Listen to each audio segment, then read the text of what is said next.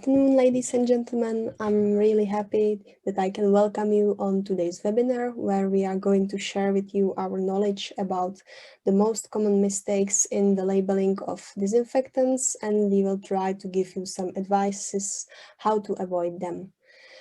From the whole team of Regardis, thank you very much for joining us today. My name is Kristina Fialová and I will facilitate today's webinar. So if you have any technical issue, just let me know in the chat window, please, and I will try to help you. Now let me introduce you my awesome colleagues I'm here with. First of all, Jana Eliášová and also Jana Trubicina, who will guide you through the webinar and they will answer all your questions.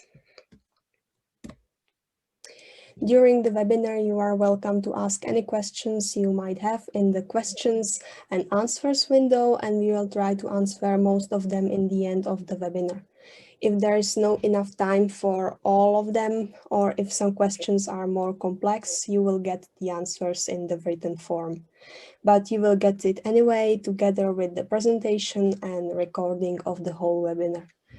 So I think that's it from my side for now. So I'm passing the word to Jana Trubicina. Thank you very much, Kristina. Today we want to introduce you some of the most common mistakes in the labeling of cleaning and disinfection products and show you some tips on how to avoid these mistakes. We will be talking about difference between labels for disinfection and chemicals and cosmetics. And we think that the best way to illustrate the mentioned mistakes in labeling is to show you some examples of correctly and incorrectly labeled products, which we'll definitely do during this webinar. So Jana, what products we will be talking about today? Hello, thank you, Jana, for the forward. And we will talk about cleaning products, about surface and hand disinfectants, and hand care products. Thank you very much. So we will be focusing on... we will focus on correct labeling of products intended for consumers, so for general population.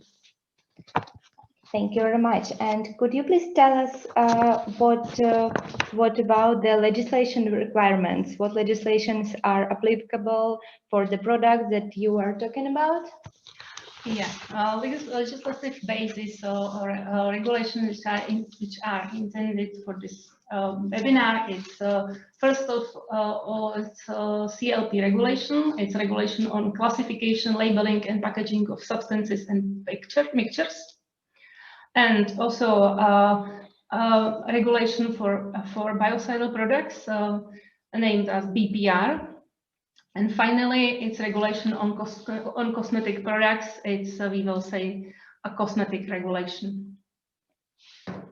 Could you please also advise us where could we look for these label requirements? Yeah. Label requirements is divided to the three parts. It's for chemical products, it's Article 17 of CLP regulation. And biocidal products, it's regulated, labeling is regulating according to CLP and BPR as well. And in BPR, it's especially Article 68. And because sometimes there are special requirements for members according to national regulation. So we will talk about only for European regulations, especially BPR. And cosmetic products, it's regulated according to a cosmetic regulation, and especially information, what information is necessary to be on the label. It's in Article 19, but where appropriate, other requirements laid down in the regulation. And about this regulation, will Kristina talk later. Thank you very much. And sometimes the products are categorized incorrectly. For example, the disinfection gel can be claimed as cosmetics, which is not accurate, not correct. Could you please define these products, how they differ from each other, how to claim this correctly? Sure. If you talk about chemical mixture, we talk about mixture or solution composed of two or more substances. It's very simple. It's a simple mixture, and it's possible to be cleaning product without biocidal effect or whatever you want. And difference between biocidal product is the biocidal product has declared biocidal properties. It means that it's disinfection effect, antibacterial, antiviral, as well as virucidal, antibacterial, bactericidal, etc., etc. And simply, it's possible to say the biocidal product has declared effect on harmful organism. So, what about cosmetic products, Christina? Yes, as it was mentioned earlier, cosmetic products are defined in the Cosmetics Regulation number 1223/2009, and this regulation defines them as substances or mixtures which are intended to come into contact with skin, hair, nails, lips, teeth, and mucous membranes of the oral cavity in order to clean them, perfuming them, maintain them in a good condition, or modify body odors. It includes creams, gels, and oils for skin, perfumes, bath and shower products. And on the other hand, as Jana already said, under no circumstances can be biocidal products considered as cosmetic products. Thank you very much, Jana and Christina. I think now we all want to know and see some practical examples to see how does the correct label look like and how the incorrect label look like for different products. Yes, we will show you. So we would start from the surface cleaners. So can we see which of them are labeled correctly and incorrectly? Yeah. The first of all, it's a cleaning spray for bathrooms. There is no declared biocidal effect. It's only cleaning effect, and that's it. That's the reason it's the chemical mixture, and the chemical mixture is regulated by Article 17 of CLP. The Article 69, it's wrong. Sorry, it is a small mistake in my presentation. So this product is regulated, or labeling of this product is regulated by Article 17. We can see identification of the suppliers.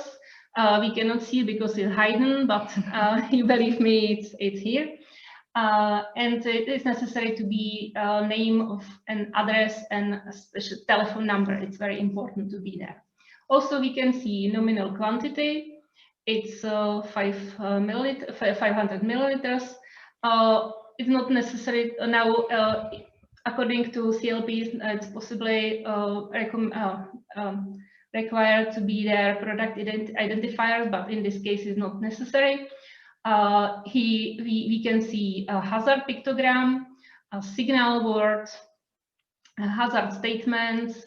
It's here, precautionary statement, and supplemental information. In this case, it's EU5 code, which is not required yet, but it will be required from 1st of January 2022. And another example, so we can say that this label is labeled correctly. And the surface disinfectants, can you please tell us how it's different from the cleaners, and if you have some examples of correctly and incorrectly labeled ones? Yes, surface disinfectant, it's a biocidal product because the biocidal effect is declared. in this case is surface disinfectant with biocidal effect. So it's against viruses. It's in this time it's very important, and it's a biocidal product for PT2. It's PT2. This means product type for number 2 used for surfaces. And it's regulated by Article 17 of CLP and as well as Article 69 of BPR. Additionally, to information of CLP, it's necessary to add information from Article 69. So we can see identification of the supplier, we can see nominal quantity, hazard pictograms, signal words of danger, hazard pictograms, precautionary statements, and that's it from CLP.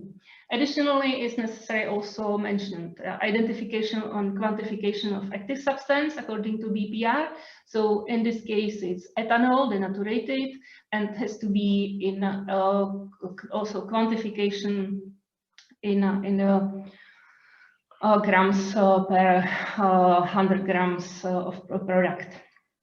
Also, as mentioned, type of formulation, that means that is solution, or in other cases should be gel or liquid or whatever we want. And there is also necessary to be a direction for safe disposal. It's possible to use PSP statement of 501. There is information about disposal of container and contents, but we have also additional information here about waste. Also, it's necessary to be on the label instruction of use, and if it's not placed for the instruction of use, it's possible to use a leaflet. Adverse side effects and any direction for the first aid. Also, it's possible to use the P sentences, or it's possible to add additional information. And formulation batch number or designation of the expiration data. It's also here. And if the product is accompanied by a leaflet, the sentence "read attached instruction before use" is necessary to be mentioned on the label. So it's safe to say that this proposal of the label for a surface disinfectant is correct. And another example is hand and surface disinfectant. That means a biocidal product for PT1. It's for human hygiene, and PT2 for surfaces. And as mentioned before, there is the same information, and this correct label. And what is the important? It's tactile warning, because packaging must be fitted with a tactile warning when substances or mixtures are supplied to the general public. That's it. And classified by selected hazard classes, including flammable liquids category 2. So it shall be fitted by this tactile warning. So it's a triangle which is plastic.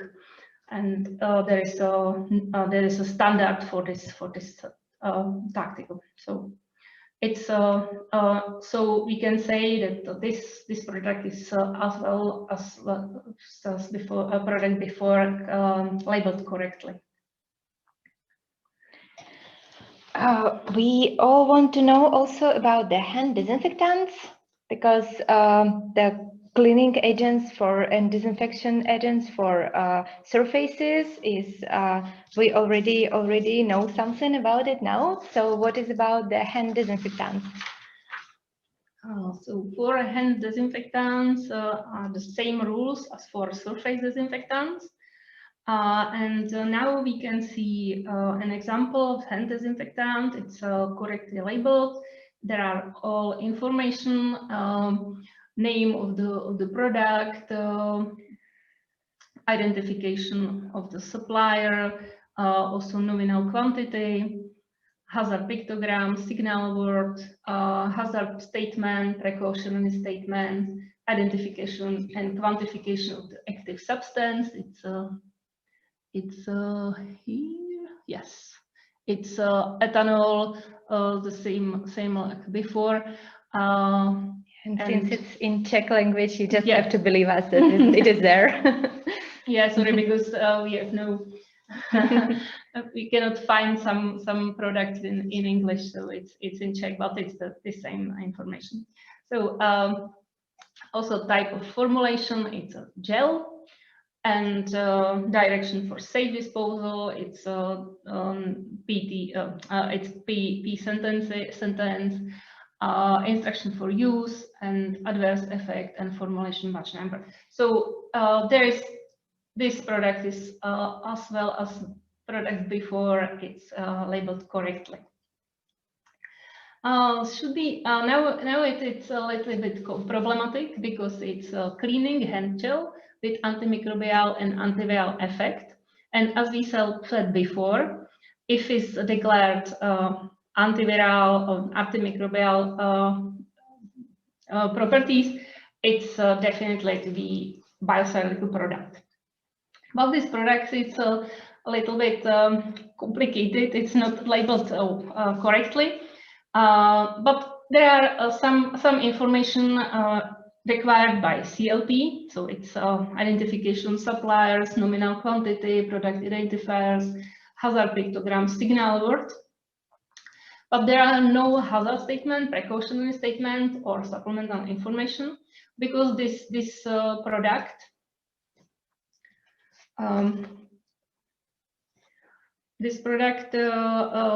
used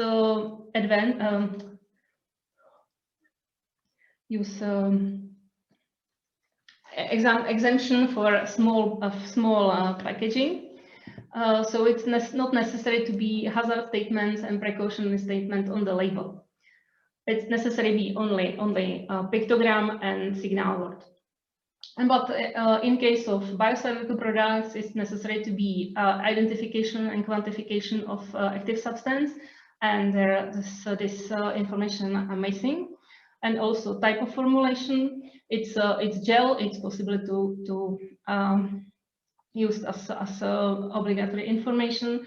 Instruction of use. It's here, and adverse effect and formulation batch number. It's here. So, but this product is not labeled correctly according to biocidal regulation.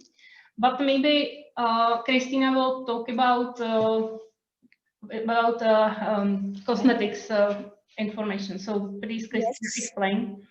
Yes, I think that this label is wrongly correct because it's trying to look as cosmetics, but the reason why this product has to be labeled as biocidal product, Jana already mentioned, and this is because the words antimicrobial and antiviral are mentioned in the name of the hand gel.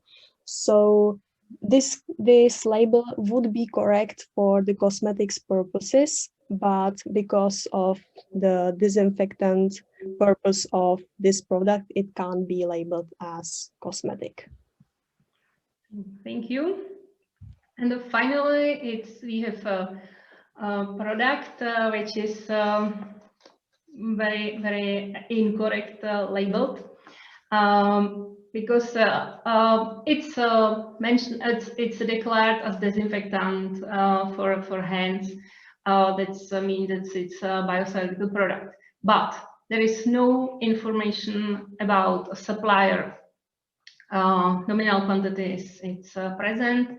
Hazard pictograms missing, as well as signal word.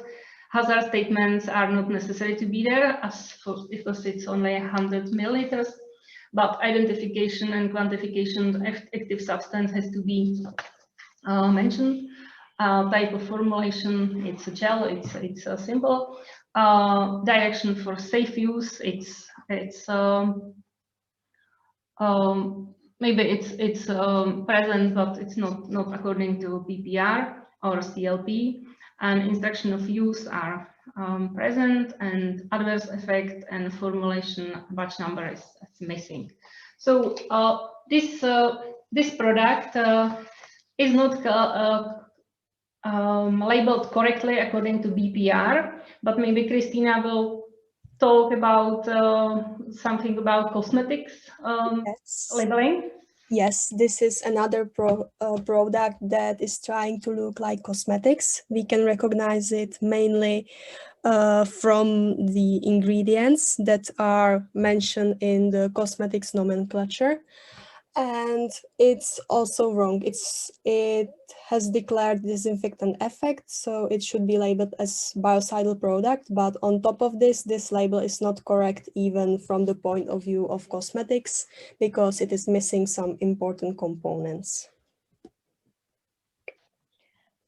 Thank you very much, Jana and Christina. And maybe Christina has some example of the correctly labeled cosmetics or incorrectly. Let's see. Yes, this is finally the example of the almost correctly labeled cleaning hand gel as a cosmetic product. The reason why this product can be labeled as cosmetics is that it doesn't have any words in the name or description like antimicrobial or antiviral or disinfectant. So in this case, it can be labeled as cosmetics. And on the label for the cosmetics products are compulsory elements, which this one has. So the function of the cosmetic product must be indicated on the product label, so it's correct in this case. There has to be identification of the producer, so name and address. It's also here, but you can't see it because we blacked it. And there has to be also date of minimal durability. So it is the date until which the use of the product will be effective and safe. There has to be a list of ingredients, and ingredients with the largest share in the content are in the first place. The other ingredients are listed in the descending order. The list of ingredients on the product is given in the cosmetic nomenclature according to International Nomenclature of Cosmetics Ingredients. It's very important, and this was also the reason why we thought about the previous ones that are masked as cosmetics. Another element is volume or weight of the package. It's also correct here. And the batch number of the product must also be indicated on the packaging of cosmetic products. You can't see it on this picture because it was on the other place of the packaging. There has to be use instructions. It's also on this product, and the only thing that is missing on this packaging are storage conditions. So they should be there, but in this case, we are saying that, and for this purpose, we are saying that this one is correctly labeled. Also, I have a small thing here that imported products must have the country of origin indicated on the packaging. Thank you very much. It seems that you should be really careful about labeling your products in order to meet all the requirements. So maybe my colleagues will tell us what are the most common mistakes in labeling, what we meet more often than others. So in my experience, the most common mistake is in labeling is wrong size of labels or pictograms. It's very simple to check it, and often leads to penalties. So the rules we can find in Annex 1, Table 1.3 in CLP regulation, and the size depends on the size of packaging. And I have an example. It's for a small package. It's not exceeding 3 liters. So this is in the first group, and the dimension of each pictogram is to be not smaller than 10 times 10 millimeters. But it's also it's a note that it's, if it's possible, at least 16 times 16 millimeters. Some of authorities or some of inspection requires the bigger size. So I recommend you to use the as big as you can, because it's very simple to check it, and maybe it should be some problem. So we have we now have two examples. One example, as you see, it's a small pictogram. It's only 5 millimeters, so it's not according to the regulation. So it's wrong side, so wrong label. And the second, it's minimum size is 1 centimeter or 10 millimeters, and that's it. That's right correct label. And it is the most common mistake. And the second or the other common mistake is confusing of biocidal product and cosmetic product. This is the perfect example, because its product is from Spain, and it was translated. The label was translated into the Czech language. So in Spanish or in English, it's a hand sanitizer, and in Czech language is translated as disinfection. So if it's say there's disinfection, it's definitely it's a biocidal product, and it's necessary to handle it by according to BPR. But in case of hand sanitizers, it's a little bit complicated, and maybe Christina will explain more. Yes, because the name hand sanitizer doesn't necessarily mean disinfection, so it's more like hand cleaning. So because of this, it can be labeled as cosmetics, and the label from the cosmetic point of view is correct. But in the Czech language, because it was translated incorrectly, there is the label incorrectly. Thank you very much. Maybe you would advise us also how to avoid these mistakes that you've mentioned and other ones? Yes, so there are our recommendations. So the first one, check properties and use of the product, and specify the product used correctly. So specify if the product is mixture or biocide or cosmetics. And then choose the right legislation for the product and follow the rules. Label the product correctly. It's very important, because first view it's every time it's label, and as I said before, it's very easy to check it, and an inspection is checking this label very often. And also check national requirements, because some of a lot of member states have some, especially for biocidal products, some national requirements, for example, numbers of national notification, etc., and it has to be on the label in relevant member states. And as I mentioned also before, be careful when determining the correct size of labels and symbols. And if you are not sure, consult experts, for example, experts in regardless, and we will help you. Thank you very much, Jana. You can always contact us, and we will be happy to help you with anything you might need. We are providing services as webinars and trainings, and also we're experienced in checking and processing your safety data sheets and label, and we can also provide you with the complete services, REACH and BPR. We can assist you with the notification of your products, such as chemicals and biocides and cosmetics in the national databases.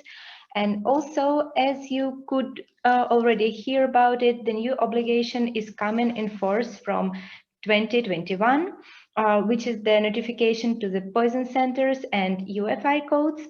This obligation is effective from the 1st January 2021, but we are already prepared to help you with that.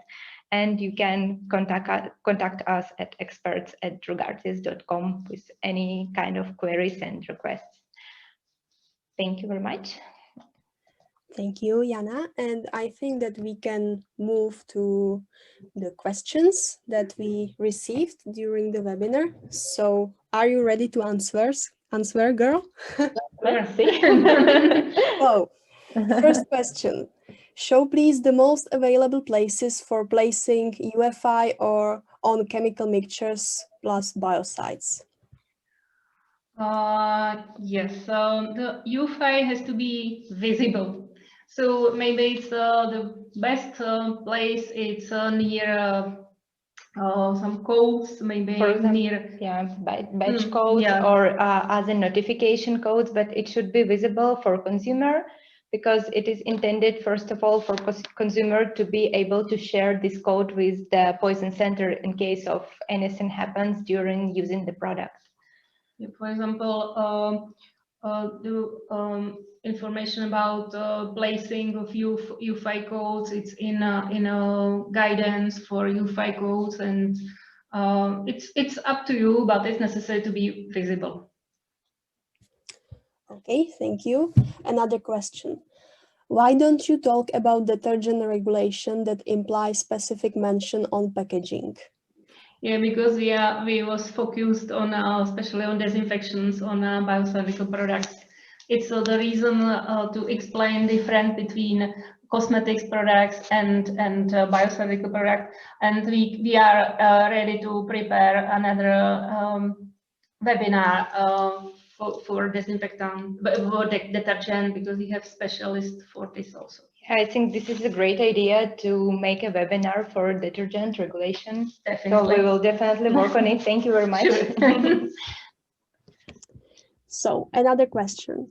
For surface disinfectant, do you have to list ethanol as an active substance even though it is not yet approved for PT2 under BPR?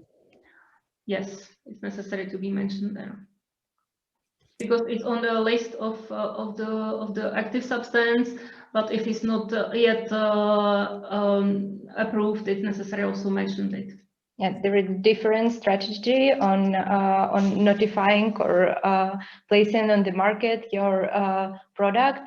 Depends on if your active substance is already approved or not. If it's under review program, there is another strategy and another procedure for that. But yeah. Yes, you have to. But still yeah. Is active substance. Yes. Okay, thank you. Another question. What is a professional use versus general public use? Is a hospital a professional use? Yes, hospital is professional use. It's maybe general public. It's only person who is going to drugstore and buy the product for home use. And for professional use, it's professional use for companies and other yeah, industry or it's everything. It's professional use. Okay. Where to place tactile warnings? Is possible to cover mandatory hazard informations or pictograms if tactile warnings is clear, meaning informations under tactile warnings is visible and readable? I'm not sure if I understand the question correctly, but maybe we should take some time for that and reply in our Q&A. Yeah. Okay, another question. Probably, I think it's possible because it's necessary to touch it by hands, but if it's person who is not possible to see the text, it's maybe I think it's possible, but we will check it. Yes. Okay, so another question that is for me. Are cosmetic products not exempt from CLP labeling requirements? Yes, they are exempt from CLP labeling requirements, but there is no rule that you can't give there the pictograms that something is dangerous and things like this. So X is exempt, but you can put their pictograms. So another question. Is there a problem if the quantification of active substance is also with the percentage of active substance? I ask this because of important requirements. Example, 76 grams in 100 grams is 76%.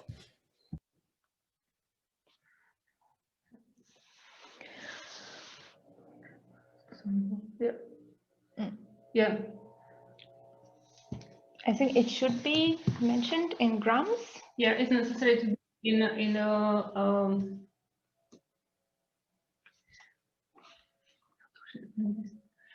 yeah, it's necessary to be in grams or in milliliters. It's not possible to be in percent. Okay, so I will choose last question.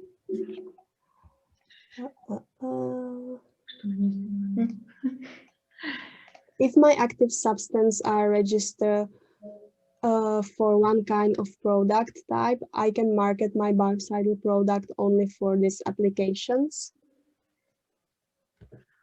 Yeah, it's necessary. The active substance has to be approved or in process of or evaluation for the special product type, and it's possible to use it or to sell it only for this type of product type or for this use. If it's for example if it's the active substance approved or in process of evaluation for PT1, so it's possible to use it only for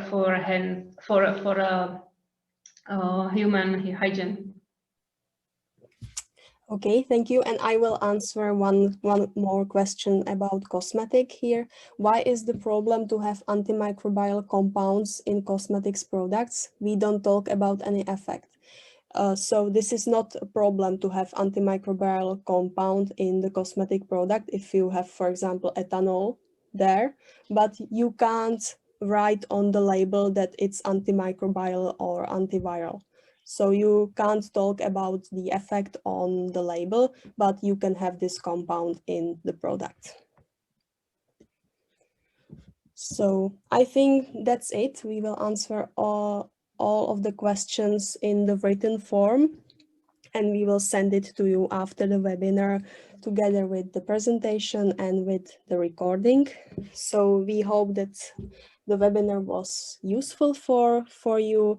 I thank very much to Jana and Jana for their presentation and all the clever answers. And we will be looking forward to you on another webinar because we have a lot of plans in the future. And also I would like to ask you to fill a little survey that will occur in your browser when you end the webinar. So we would like to ask you to fill it out because you will help us to improve our services. So thank you very much for joining us today, and see you soon. Thank you and bye, and Have a nice day. safe. Stay safe. Bye. Bye.